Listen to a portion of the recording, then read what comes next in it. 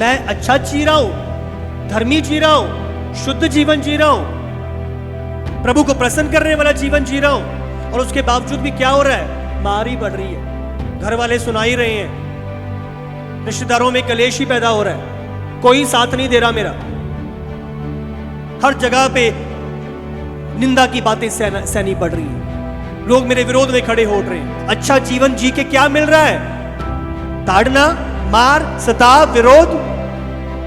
क्या फायदा ऐसे अच्छे जीवन जीने का, ऐसे धर्मी जीवन जीने का, चर्च जाने का? बहुत बड़ी कुछ प्रश्न दुष्ट लेके आता है, देख तूने क्या कर लिया है, बड़ा चर्च करता रहना है तो। हमने तो देख वो तो कमा लिया, उधर से ऐसे धोखाधड़ी से कर लिया, तू चलता रहा ईमानदारी नाल। धर्मी है, धर्मी बना रहे, जो पवित्र है वो पवित्र बना रहे, क्योंकि वो आ रहा है हर एक को उसके कामों का प्रतिफल देने के लिए। हालेलुया। और ये प्रकाशन आप प्रभु की हजूरी में जान सकते हैं, जैसा कि इसने जाना। पढ़ो आगे।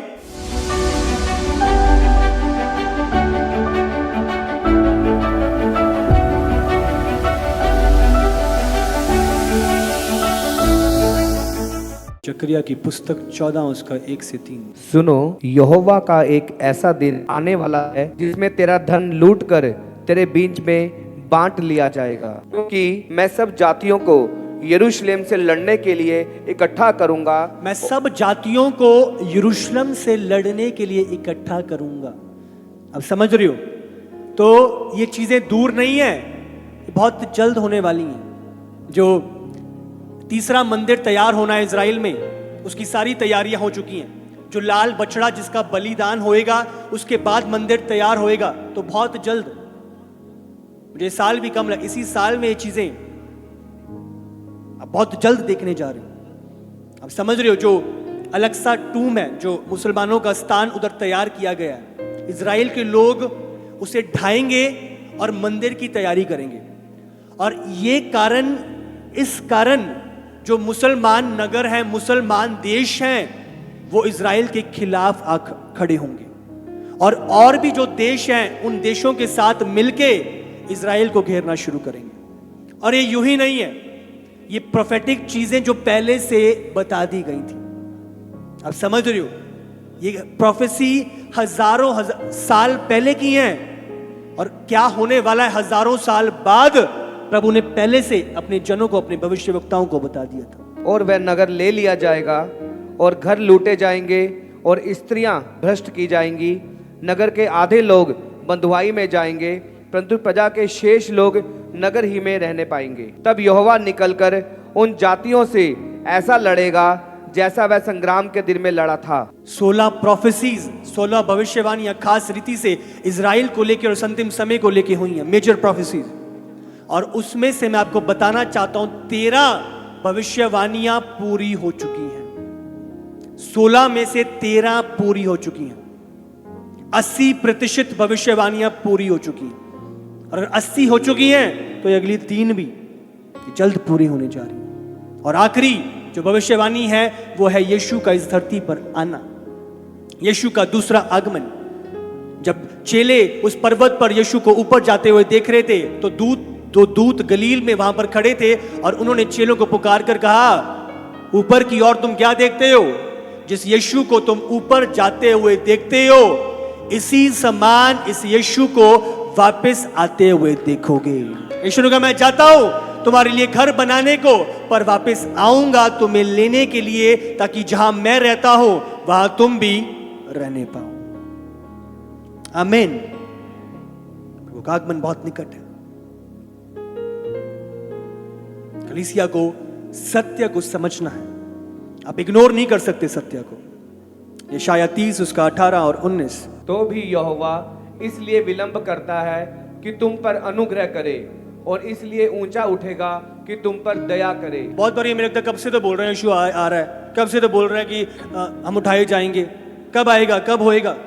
यीशु विलंब करता है। यीशु तो खड़ा है तैयार आने के लिए, पर क्यों विलंब करता है? कि तुम पर अनुग्रह करे, तुम तैयार हो सको, सुसमाचार पहुंचाया जाए छोट छोट तक।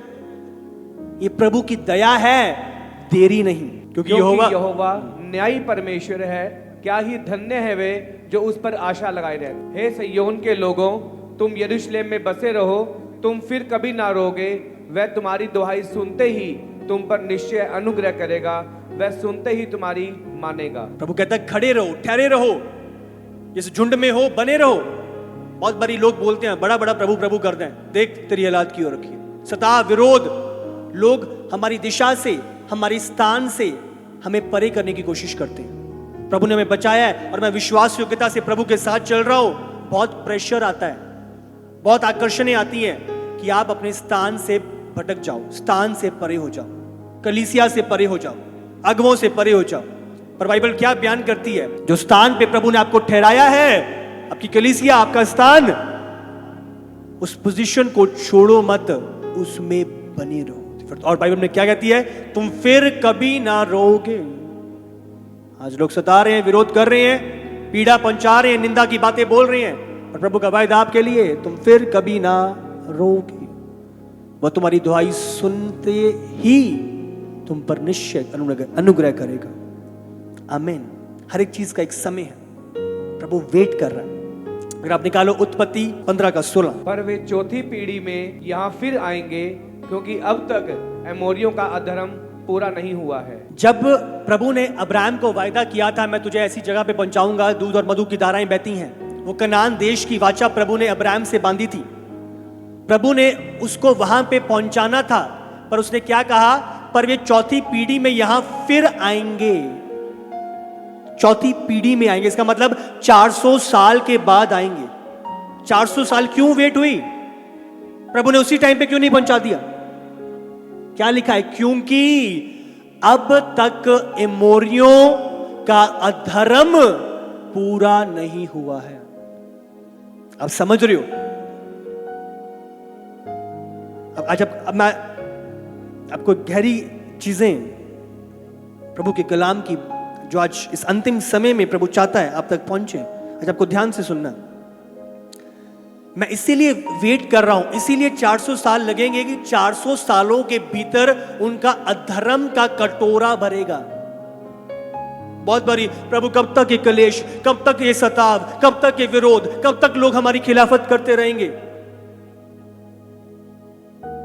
जब स्वर्ग में बाइबल में लिखा है, वो लोग जो श्वेत कपड़े पहने हुए थे, प्रभु तू हमारे लहू का बदला कब लेगा? प्रभु ने कहा अभी इंतजार करो, अभी जो कार्य है, वो कटोरा है, अभी भरा नहीं है, उसे भरने दो, फिर वो बदला लिया जाएगा। आपको ध्यान से समझना है। बहुत बारी कब प्रभु, कब कितना सहना पड़ेगा, कब तक होएगा, कब तक ऐसी चलता जाएगा? 400 साल वेट। क्यों? क्योंकि अमोरियों के अधर्म के, वहां पे अनाक वंशी थे, वहां पे विपरीत काम किए जाते थे, पर वो चीजें वहां तक नहीं बढ़ी, वो पूरा नहीं हुआ। प्रभु ने कहा वो पूरा होने दे, ताकि जो रिजल्ट आना है वो आ सके। हम समझेंगे आज कुछ चीजों को। प्रकाशित वाक्य 22 उसका 10 से 12। फिर उसने मुझसे कहा, इस पुस्तक की भविष्यवाणी की बातों को बंद मत कर, क्योंकि समय निकट है। जो अन्याय करता है वह अन्याय ही करता रहे, और जो मलिन है वह मलिन बना रहे, और जो धर्मी है वह धर्मी बना रहे, और जो पवित्र है वह पवित्र बना रहे। देख, मैं शीघ्र आने वाला हूं, और हर एक के काम के अनुसार बदला देने के लिए प्रतिफल मेरे पास है। जब दुष्ट गलत बीज बो गया उस खेत में, मालिक ने, स्वामी ने क्या कहा? उनको अभी उखाड़ने की जरूरत नहीं है, दोनों को इकट्ठे बढ़ने दो। आप समझ रहे हो? तो दुष्टता अब बहुत बढ़ रही है। प्रभु वेट कर रहा है। प्रभु तू क्यों नहीं कर रहा? इनके खिलाफ कुछ क्यों नहीं कर रहा? प्रभु उनको बढ़ने दे रहा है। अब समझ रहे हो? जो अन्याय करता है वो अन्याय ही करता रहे। प्रभु जान चला, देख रहा है। जो मलिन है वो मलिन बना रहे। अब समझ रहे हो? और जो धर्मी है, बाइबल क्या बयान करती है? वह धर्मी बना रहे। मलिन मतलब गंदगी के कार्य जो कर रहा है, कोई बात नहीं, वो कर रहा है, होने दो, अभी उग रहे हैं, अभी ऊपर आ रहे हैं। और जो धर्मी है वो धर्मी बना रहे। और जो पवित्र है वो पवित्र बना रहे। आज आपको कुड़ना नहीं है कि वो गलत कर रहा है फिर भी बढ़ रहा है, अन्याय कर रहा है फिर भी बड़े पैसे कमा रहा है, व्यभिचार कर रहा है फिर भी उसका सब अच्छा सेट चल रहा है। समय की बात जो, वेट करो, वो दोनों बीज उग रहे हैं। जो अन्याय कर उसको करने दो, पर आप धर्मी हो, आप पवित्र हो, आप बुलाए गए हो, आप चुने गए हो, अपने स्थान को मत छोड़ो, यरूशलेम में बने रहो।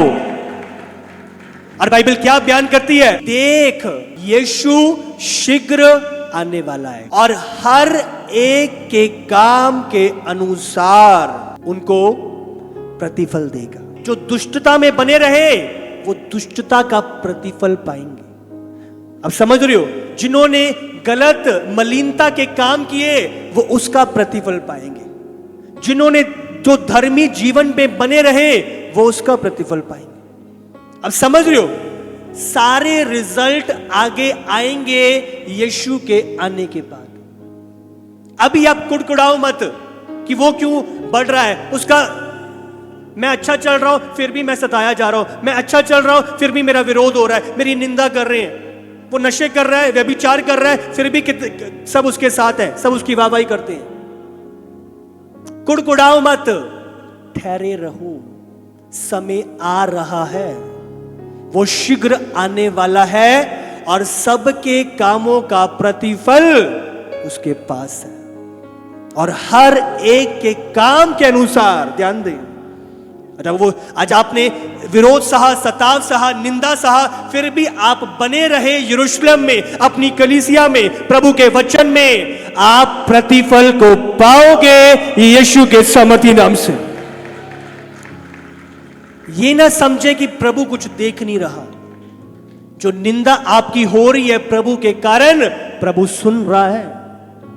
आपका विरोध हो रहा है प्रभु के कारण, प्रभु देख रहा है। घबराए ना, ये वायदा उसका है। आज जो वो आपके खिलाफ कर रहे हैं प्रभु उसका बदला लेगा, और जो आपने सहा है प्रभु के लिए उसका प्रतिफल आप पाओगे यीशु के सामर्थी नाम से। आमीन, हालेलुया। तो अब देख रहे हो दोनों फसलें पनप रही हैं एक साथ, बुराई भी अच्छाई भी, पर एक समय है। उसने कहा जब उनको बढ़ने दो, जब समय आएगा जो दुष्ट बीज हैं वो काट डाले जाएंगे और उन्हें जला देंगे, पर जो अच्छे हैं उन्हें निकाल कर हम बटोरेंगे और इकट्ठा करेंगे। हालेलुया। ध्यान रखिए, अभी हम बढ़ रहे हैं, आप समझ रहे हो, दोनों बढ़ रहे हैं, अभी होने दो, एक समय है। उसने क्या कहा? मैं कनान तब ले जाऊंगा जब ये अधर्म का कटोरा भर जाएगा। 400 साल तक उनका धर्म के कटोरे का भरना था।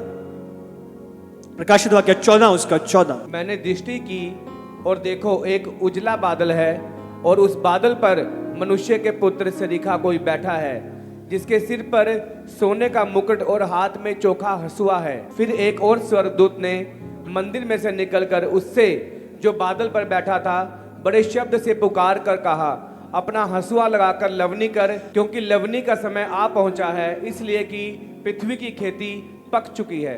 अतः जो बादल पर बैठा था उसने पृथ्वी पर अपना हंसुआ लगाया और पृथ्वी की लवनी की गई। फिर एक और स्वर्गदूत उस मंदिर में से निकला जो स्वर्ग में है और उसके पास भी चोखा हंसुआ था। फिर एक और स्वर्गदूत जिसे आग पर अधिकार था वेदी में से निकला और जिसके पास चोखा, जिसे आग पर अधिकार था। ये दूत मतलब जो दुष्ट फसल को काटेगा।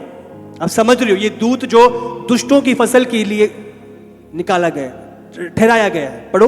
और जिसके पास चोखा हंसुआ था उससे ऊंचे शब्द से कहा, अपना चोखा हंसुआ लगाकर पृथ्वी की दाख लता के गुच्छे काट ले, क्योंकि उसकी दाख पक चुकी है। तब उस स्वर्गदूत ने पृथ्वी पर अपना हंसुआ लगाया और पृथ्वी की दाख लता का फल काटकर अपने परमेश्वर के प्रकोप के बड़े रसकुंड में डाल दिया। हाँ, धर्मियों की भी फसल काटी गई और दुष्टों की भी फसल काटी गई। जो धार्मिकता की थी वो बटोरी गई अच्छे काम के लिए, पर दुष्टों की क्या लिखा है?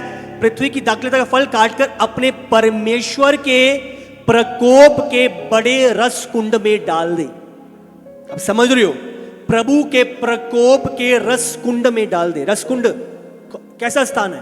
अब समझ रहे हो, एक लोहे का एक स्ट्रक्चर जो तैयार होता है जहां पे अंगूर रखे जाते हैं, और उस स्थान पे लोग आकर उन अंगूरों को मसलते हैं पैरों से, और वहां से रस निकलता है।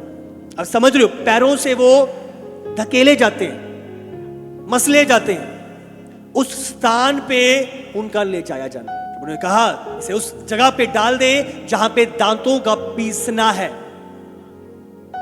अब समझ रहे हो? तो ध्यान दे, इस समय पे दोनों फसलें उग रही हैं। हमें लग रहा है ये क्यों बढ़ रहा है, दुष्टता क्यों बढ़ रही है? ये बढ़ेगी क्योंकि एक समय है दोनों की कटनी का। प्रभु उस कटनी से पहले कुछ नहीं करता। जब उन्होंने कहा कि हम क्या इन बीजों को उखाड़ दें, उन्होंने कहा नहीं, दोनों को बढ़ने दें। तो आज धार्मिकता प्रभु की भी बढ़ रही है, आज दुष्टता भी बढ़ रही है। हम ये नहीं कह सकते प्रभु ये क्यों नहीं कुछ कर रहा, जब इतना गलत हो रहा है, इतनी दुष्टता बढ़ रही है, प्रभु क्यों नहीं कुछ कर रहा? प्रभु बढ़ने दे रहा है, उसका एक समय है। प्रभु ने कनान में तब उन्हें लेके गया जब 400 साल का वो अधर्म का कटोरा भर ना गया, उसके बाद। अब समझ रहे हो? पढ़ो आगे। और नगर के बाहर उस रस कुंड में दाख रोंदे गए, और रस कुंड में से इतना लहू निकला कि घोड़ों की लगामों तक पहुंचा और 100 कोस तक बह गया। अराउंड 250 किलोमीटर 300 किलोमीटर, आप समझ रहे हो, इतना बह गया, इतना लहू निकला। तो आप देख रहे हो, लवनी हुई, दोनों फसलें ऊपर उठी। एक फसल थी मुक्ति की, उद्धार की, और एक फसल थी न्याय की, जिस पर प्रभु का न्याय आना था। जब तक वो बड़ी नहीं हुई, जब तक वो समय पूरा नहीं हुआ, तब तक कोई कटनी नहीं थी, कोई रिजल्ट नहीं था। प्रभु ने क्या है, समय दिया दोनों को बढ़ने का। जब तक वो समय नहीं आएगा, जब तक वो कार्य पूरा ना हो, जब तक कि वो पूरे पक ना जाए, तब तक कटनी नहीं होगी। मैं आ रहा हूं हर एक के कामों के अनुसार उनका प्रतिफल देने के लिए। अब समझ रहे हो? तो चीजें जब तक पूरी नहीं हो रही, तब तक लवनी नहीं होगी। तो प्रभु वेट कर रहा है, बाट जो रहा है कि वो बढ़े, इकट्ठे। तो धार्मिकता के बीज भी जो काट कर प्रभु के अच्छे काम के लिए इकट्ठे किए जाएंगे, और वो दुष्ट बीज भी, क्या बाइबल बयान करती है कि वो हंसुआ लगाकर परमेश्वर के प्रकोप के बड़े रसकुंड में डाले जाएंगे, जहां क्या होगा, वो रसकुंडों में रौंदे जाएंगे, रौंदे जाएंगे, और इतना लहू निकलेगा कि घोड़ों की लगाम तक पहुंचेगा। बाइबल में लिखा है, अगर आप प्रकाशित वाक्य 19 का 13 निकालो, लहू छिड़का हुआ वस्त्र पहने हुए, और उसका नाम परमेश्वर का वचन है। उसका मतलब क्या है कि वो न्याय करने के लिए आ रहा है। बेचारा यीशु नहीं, पर न्याय करने, हर एक के कामों के अनुसार उनका प्रतिफल देने के लिए आ रहा है। परमेश्वर का वचन कौन है? यीशु। आदि में वचन, वचन प्रभु के साथ, वचन ही परमेश्वर था। यीशु, समझ रहे हो, वो वस्त्र पहने हुए, वो वस्त्र क्या दर्शाता है? न्याय को, वो कटनी, बदला आ रहा है, न्याय आ रहा है। हालेलुया। दोनों चीजें बढ़ रही हैं, न्याय आ रहा है, हर एक के कामों के अनुसार हर व्यक्ति पाएगा, पाएगा वो।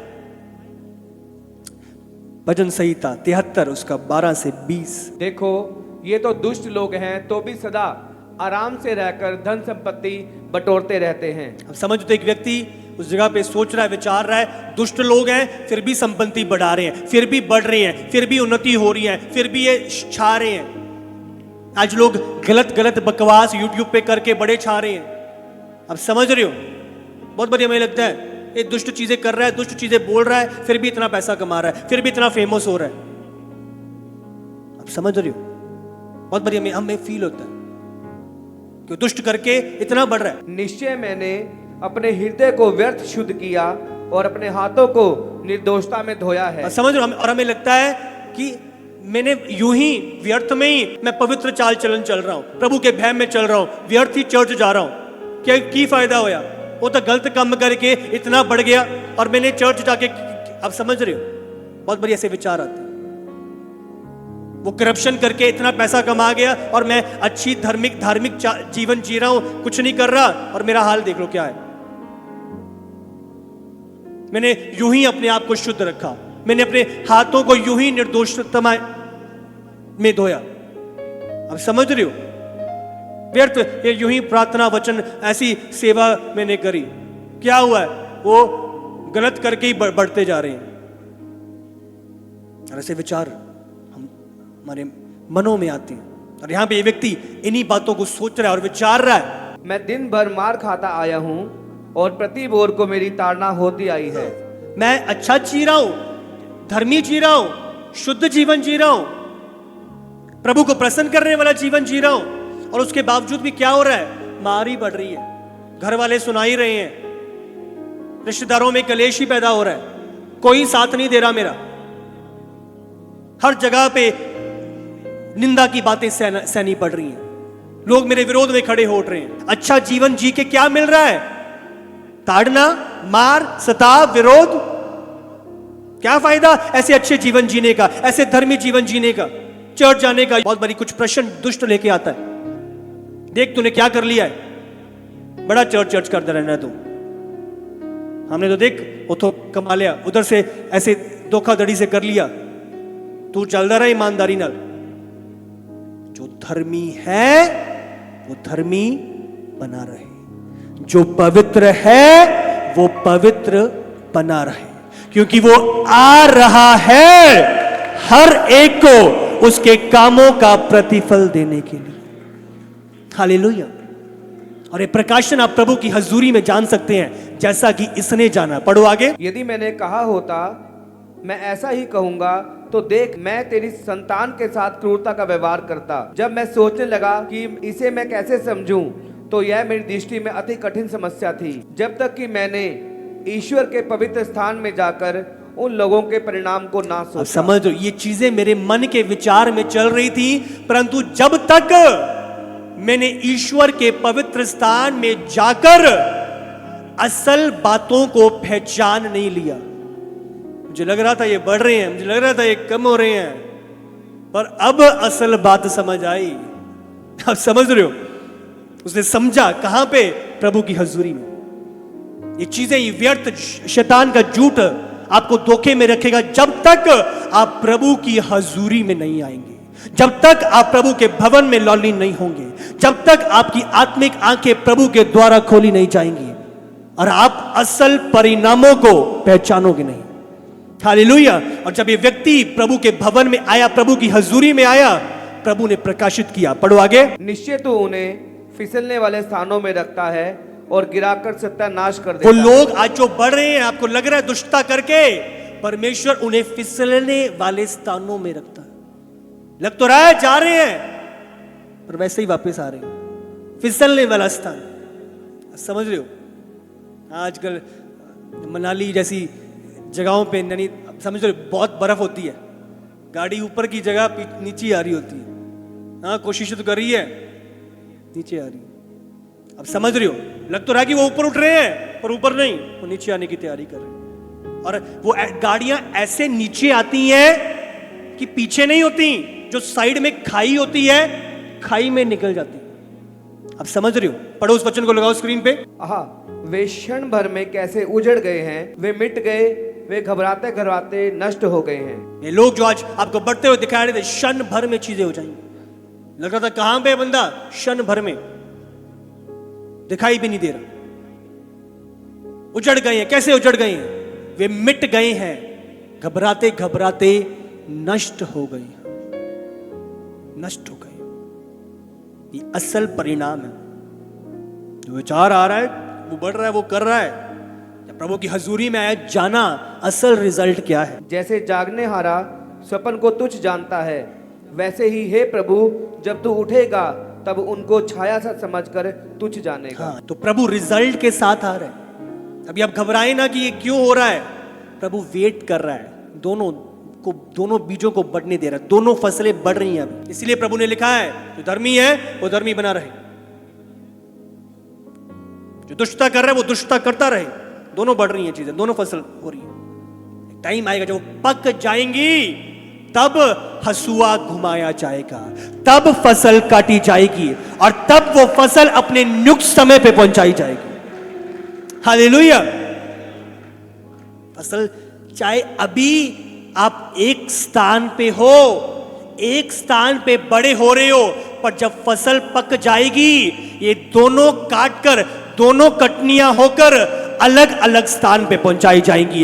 एक को परमेश्वर के स्थान पे और दूसरे को उस रसकुंडों में जहां पे वो रौंदा जाएगा, जहां पे दांत पिसना होएगा।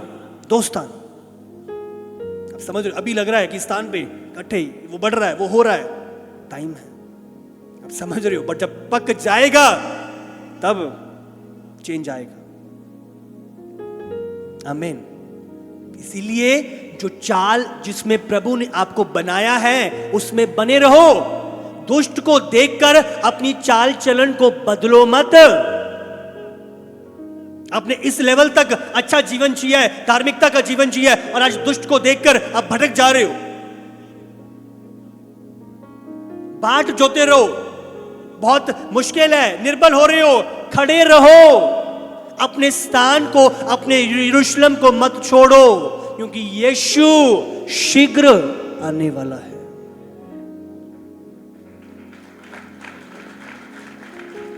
अपने स्थान को ना छोड़ो, ठहरे रहो अपने स्थान पे। हालेलुया। प्रभु न्याय लेके आ रहा है। दूसरा पत्रस 3 उसका 9। प्रभु अपनी प्रतिज्ञा के विषय में देर नहीं करता, जैसी देर कुछ लोग समझते हैं, पर तुम्हारे विषय में धीरज धरता है और नहीं चाहता कि कोई नष्ट हो, वरन यह है कि सबको मन फिराव का अवसर मिले। वो देरी वाला प्रभु नहीं है। 6 दिन में प्रभु ने पूरी सृष्टि बना दी, देरी नहीं है, वो देर नहीं कर रहा जैसी देर कुछ लोग समझते हैं। इतने टाइम तो हो गया, यीशु ने बोलिया, कब आएगा, कब हमें छुड़ाएगा, कब लेके जाएगा, कब रैप्चर होएगा, कब तक ऐसे दुख झेलते रहेंगे। उसका नियुक्त समय। इजराइल के लोग भी सोच रहे थे, हम कब तक इस बंधुआई में रहेंगे, कब तक प्रभु हमें यहां रखेगा, कब छुड़ाएगा। एक नियुक्त समय था जब वो 400 साल उस स्थान पे थे, तो उसी टाइम पे कनान के अंदर वो अनाक वंशियों का अधर्म बढ़ता जा रहा था। ध्यान दो, दोनों चीजें बढ़ रही थी। उनका सहना, उनका प्रभु के भय में चलना, वो चीजें भी बढ़ रही थी 400 साल के अंदर, और वहीं पर कनान के अंदर उनकी दुष्टता, उनके गलत काम, उनके अशुद्ध काम भी बढ़ रहे थे। अब समझ रहे हो, 400 साल में दोनों चीजें हो रही थी। बहुत बढ़िया, मुझे लगता है कब तक प्रभु अच्छा कर रहे हैं, अच्छा चल रहे हैं, कब तक हम सहते रहेंगे, कब तू हमें छुड़ाएगा। प्रभु देरी नहीं करता, वो नहीं चाहता कि कोई नष्ट हो, तो सबको मन फिराव का अवसर मिले। हालेलुया। बहुत बारी हम उस मछली के उस जाल में आ गए हैं जो अभी तक समुंदर में है, और मछुआरा को हम कुड़कुड़ा रहे हैं, हम सोच रहे हैं, विचार रहे हैं, कब निकालेगा हमें बाहर कब निकालेगा, हम जाल में तो आ गए हैं। वो मछुआरा इंतजार कर रहा है आखिरी मछली का भी उस जाल में आने के लिए, और जब वो आखिरी मछली उस जाल में आ जाएगी, वो जाल ऊपर खींचा जाएगा और आप उस समुंदर से बाहर निकाले जाओगे। अभी उस समुंदर में बड़ा लग रहा है कि दुष्ट भी उधर है, हम भी उधर हैं, कब? प्रभु बाट जो रहा है, वेट कर रहा है। आप तो आ गए जाल में, पर वो आखिरी भी, दूर से भी कोई मछली बहुत चिल्ला रही है और प्रभु को पुकार रही है, प्रभु इंतजार कर, अभी मैं नहीं आई, अभी जाल को अंदर ही रखे रहने दे। अभी प्रभु उस कराने को सुन रहा है। वो कराना आप तक नहीं पहुंच रहा, पर वो प्रभु के कानों तक पहुंच रहा है, और दूर से आती आती मछली वो वेट कर रही है, प्रभु और थोड़ा सा समय, और थोड़ा सा समय, उसे पहुंचने दो, समय आएगा, आखिरी मछली उस जाल में जाएगी, और हम इस धरती के समुंदर में से, इस अशुद्ध स्थान से प्रभु हमें बाहर ले जाएगा, और हम अनंत काल का जीवन यीशु के साथ बिताएंगे। कितना प्रेमी प्रभु! अगर आप सिर्फ उसके प्रेम को समझ सको, प्रेम को जान सको, तो धीरज धरता है। हम जो उसके चुने हुए हैं, प्रभु ने हमें चुना है, हमने नहीं उसे चुना। उसने चेलों से कहा, तुमने मुझे नहीं चुना, मैंने तुम्हें चुना है। हालेलुया। प्रभु काम कर रहा है, उसकी दया बड़ी है, वो आ रहा है, वो वेट कर रहा है कटनियों का, दोनों कटनियां जो ऊपर उठ रही हैं। हालेलुया। तब तक नहीं आएगा जब तक वो आखिरी चुना हुआ उस जाल में ना आ जाए। प्रभु बाट जो रहा है, धीरज धर रहा है। हालेलुया। प्रभु की दया बड़ी है, प्रभु की दया बड़ी है। और यही दर्शन कलीसिया का है, यही रातों रातों की प्रभु की दासी की आंसुओं के साथ प्रार्थनाएं हैं कि सुसमाचार प्रभु की ज्योति छोर छोर तक पहुंचाई जाए। इतनी जगहों पे सभा एक ही मकसद के साथ कि इस अंतिम समय की कटनी को बटोरा जाए, इस अंतिम समय की कटनी को तैयार किया जाए, रूहों को तैयार किया जाए उसके आगमन के लिए। हालेलुया।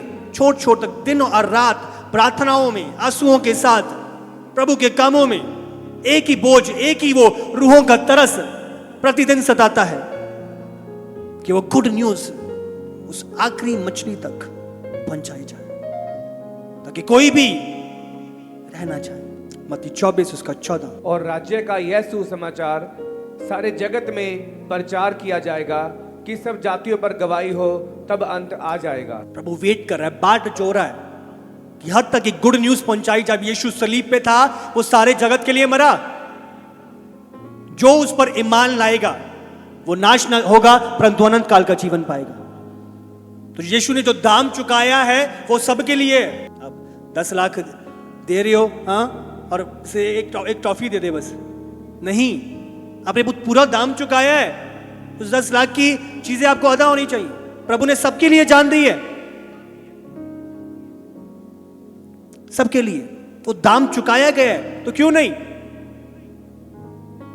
जब तक सारे जगत में सुसमाचार ना पहुंचा जाए। और इस मकसद में प्रभु ने हमें ठहराया है, हम उसके गवाह हैं ये कार्य को पूरा करने में। आपको पता है इतनी सारी मीटिंग्स, पैम्फलेट, पोस्टर के थ्रू, जो भी व्हाट्सएप, आप प्रभु के सुसमाचार को लोगों तक पहुंचाते हो, इस कार्यों में आप सहभागी किए गए हो। प्रभु यीशु के द्वारा हमारा मेल मिलाप पिता के साथ करवाया है और वहीं पर हमें मेल मिलाप की सेवा भी सौंप दी है। पिता के साथ मेल मिलाप तो हो गया पर सेवा भी मिल गई है, औरों का मेल मिलाप करवाना पिता के साथ। सुसमाचार पहुंचाओ, गॉस्पेल बांटो। वो मानेगा नहीं मानेगा ये चिंता आपने नहीं करनी, आपका काम है बोना। हालेलुया। फसल को वो उगाएगा, आपका काम है बोना, सुसमाचार करना। जब भी समय लगे ये हीलिंग मैगजीन्स लेके जाओ, चर्च से पैम्फलेट्स लेके जाओ, समय निकालो, समय बांधो अपना, लोगों को प्रभु के भवन में लाने का एक टारगेट रखते हुए। मैं अकेला नहीं, एवरी संडे एक नया व्यक्ति मेरे साथ होगा। अंतिम समय बहुत निकट है, यीशु का आगमन बहुत निकट है और हर एक से प्रभु लेखा लेगा। हाँ भाई, क्या किया, ये दिया था तुझे, क्या किया तूने। आमीन।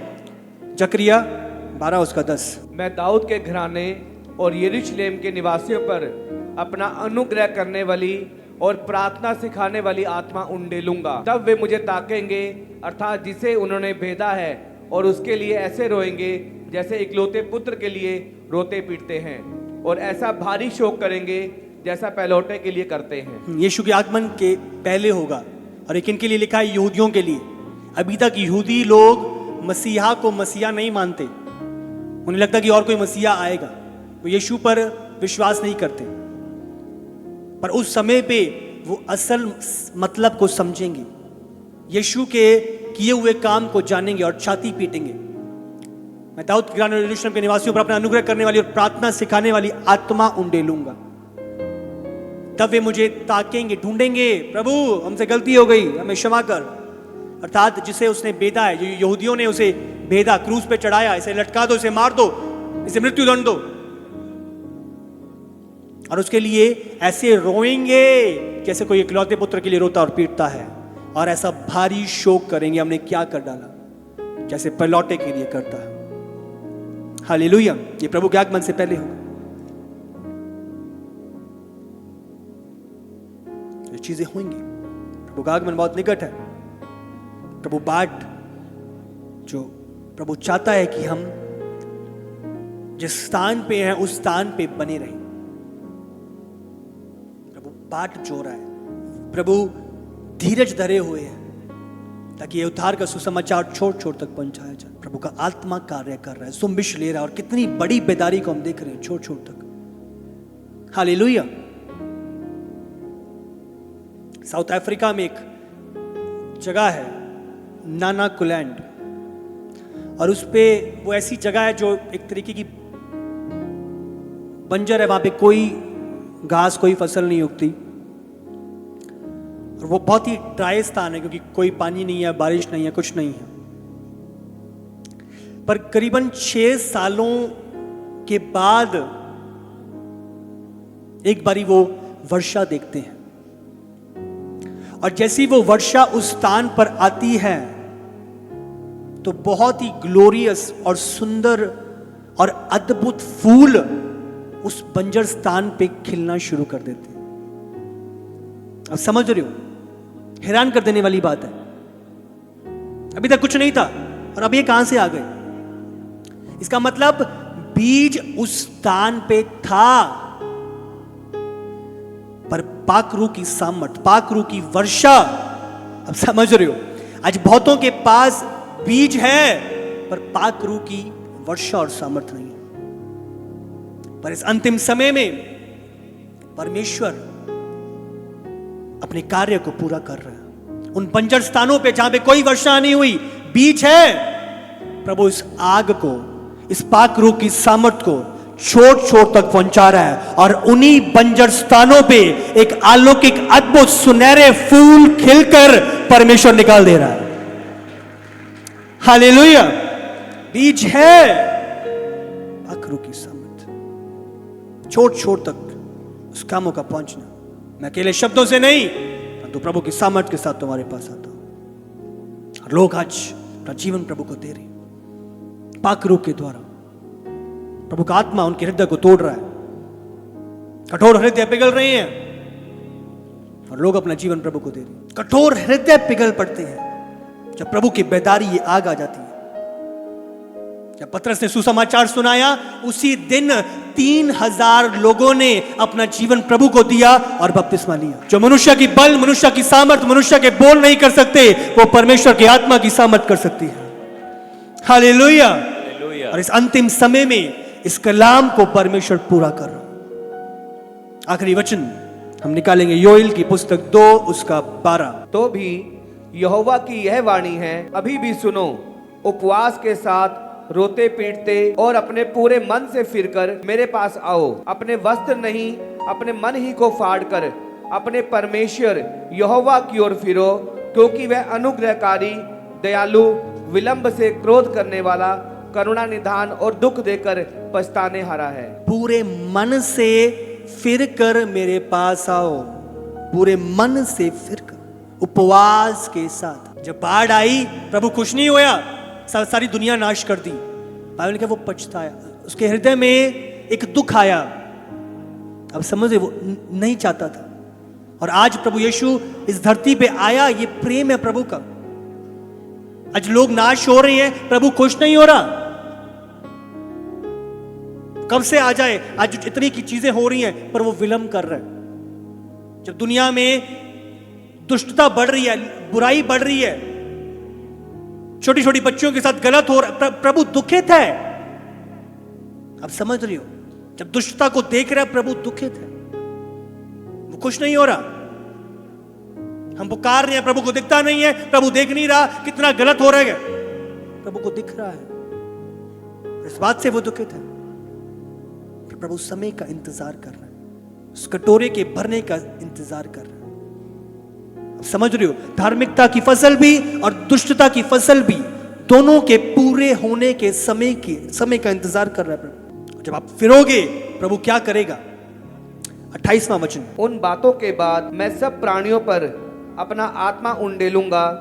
तुम्हारे बेटे बेटियां भविष्यवाणियां करेंगी, और तुम्हारे पुरनिये स्वप्न देखेंगे, और तुम्हारे जवान दर्शन देखेंगे। तुम्हारे दास और दासियों पर भी मैं उन दिनों में अपना आत्मा उंडेलूंगा। मैं आकाश में और पृथ्वी पर चमत्कार अर्थात लहू और आग और धुएं के खंभे दिखाऊंगा। यहोवा के उस बड़े और भयानक दिन के आने से पहले सूर्य अंधियारा होगा और चंद्रमा रक्षा हो जाएगा। उस समय जो कोई यहोवा से प्रार्थना करेगा वह छुटकारा पाएगा और यहोवा के वचन के अनुसार सिय्योन पर्वत पर और यरूशलेम में जिन बचे हुओं को यहोवा बुलाएगा वे उद्धार पाएंगे। इस अंतिम समय में परमेश्वर जो वर्षा मैंने आपको बताई थी, नाना कुलैंड पे पड़ती है और चीजें पनपती हैं, आज वही वर्षा इस अंतिम समय में प्रभु उंडेल रहा है। और क्या लिखा है, उन दिनों में, उन बातों के बाद मैं सब प्राणियों पर अपना आत्मा उंडेलूंगा। तो वही वर्षा, वही आत्मा इस अंतिम समय में आज पाकरू की प्रभु उंडेल रहा है। और बेटे बेटियां तुम्हारी भविष्यवाणियां करेंगे और तुम्हारे पुरनिया स्वप्न देखेंगे और तुम्हारे जवान दर्शन देखेंगे। तुम्हारे दास और दासियों पर भी उन दिनों अपना आत्मा उंडेलूंगा। जो बंजर स्थान है वो पनपेंगे, वो सुंदर सुनहरे फूल और उनमें सुनहरे रंग जो सुलेमान के अंदर भी नहीं थे, सुलेमान के वस्त्रों के अंदर भी नहीं थे। प्रभु उंडेलेगा उन्हें। प्रभु काम कर रहा है। और आज इतनी भरपूरी, किस प्रकार लोग दर्शन देख रहे हैं, आत्मा की भरपूरी को पा रहे हैं, स्वर्ग में जा रहे हैं। ये प्रभु की वो वर्षा है जो प्रभु उंडेल रहा है इस अंतिम समय में। चीजें यूं ही नहीं है, प्रभु का आगमन बहुत निकट है। प्रभु अपने चुने हुए सच्चे स्थानों पर अपने इस उत्तम उद्देश्य को पूरा कर रहा है। जो प्रभु की इच्छा को कलीसियाओं में स्थापित कर रहे हैं, वहां पे परमेश्वर अपने वचन, अपने रियल चीजों को उंडेल रहा है।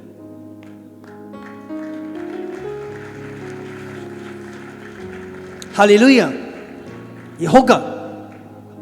ये उपवास और प्रार्थना, ये प्रभु की ओर फिरना, ये यूं ही नहीं है। देख रहे हो प्रभु कार्य कर रहा है। प्रभु उन चीजों को पूरा कर रहा है जो चीजें मनुष्य की ताकत नहीं कर सकती, वो परमेश्वर की आत्मा की सामर्थ कर सकती है।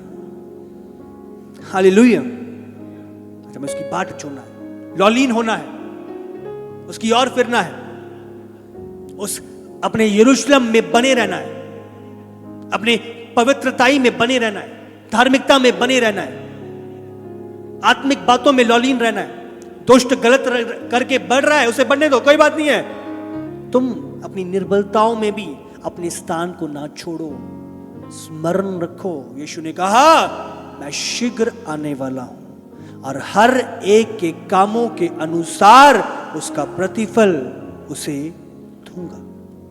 हालेलुया। तो आप कुड़कुड़ाओ ना, प्रभु की बात छूटी रहो। दुष्टता कर रहा है वो दुष्टता करता रहे, और जो धर्मी है वो धर्मी बना रहे, जो पवित्र है वो पवित्र बना रहे। अपने स्थान को ना छोड़ो। विरोध है, सताव है, अकेले क्यों नहीं हो, निर्बल लग रहा है, खड़े रहो। खड़े नहीं रह पा रहे, घुटनों पे आ जाओ। घुटनों पे नहीं आ पा रहे, लेट जाओ, पर अपने स्थान को मत छोड़ो। उस स्थान पर ही परमेश्वर आपका प्रतिफल आपको देगा, यीशु के सामर्थी नाम से। अपने स्थान को मत छोड़ो।